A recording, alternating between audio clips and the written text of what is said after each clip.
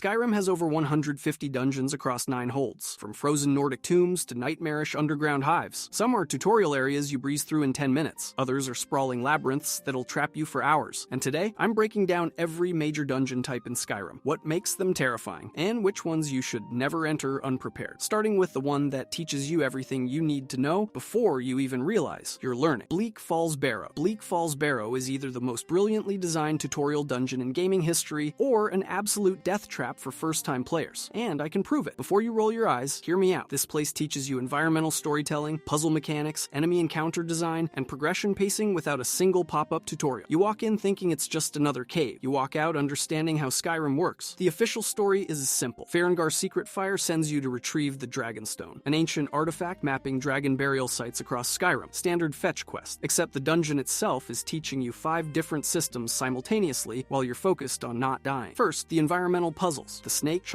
whale pillar mechanism forces you to observe your surroundings. The carvings on the walls match the pillars. Simple pattern recognition. Then the golden claw door with its bear/moth/owl combination, except the solution is literally carved into the claw's palm. The game is teaching you that answers exist in the world, not in quest markers. You just have to look. Then there's Arvel the Swift. You save him from a spiderweb. He immediately betrays you and runs deeper into the dungeon. Environmental storytelling in real time. Trust no one, Skyrim is morally gray, and this bandit coward demonstrates it in 30 seconds. But here's where it gets weird. The dungeon is designed for level 5 to 8 characters. Draugr are manageable. The puzzles are fair. The pacing is perfect. And then you reach the final chamber and meet a Draugr overlord, an enemy that can obliterate you with unrelenting force or frost magic if you're not prepared. The difficulty spike is intentional. The game is teaching you that boss encounters are fundamentally different from trash mobs. You need strategy, potions, positioning, and gear. Walking in unprepared gets you killed. And all of this happens before you even absorb your first dragon soul. The word wall teaching unrelenting force sits right there in the boss chamber. You learn the shout, you take the Dragonstone, and you leave with a complete understanding of how dungeons function in this game. Puzzles require observation. Enemies escalate. Bosses demand preparation. Environmental storytelling matters. Bleak Falls Barrow is a masterclass in game design disguised as a generic Nordic tomb. At least it's only one Draugr overlord. Wait until you see what's waiting in the hundreds of other Nordic ruins scattered across the province. Nordic ruins. If you thought Bleak Falls Barrow was just a random dungeon, you're wrong. It's a Nordic ruin, and Nordic ruins are all over Skyrim. These aren't just burial sites. They were built as temples where ancient Nords worshipped dragon priests and actual dragons, which is,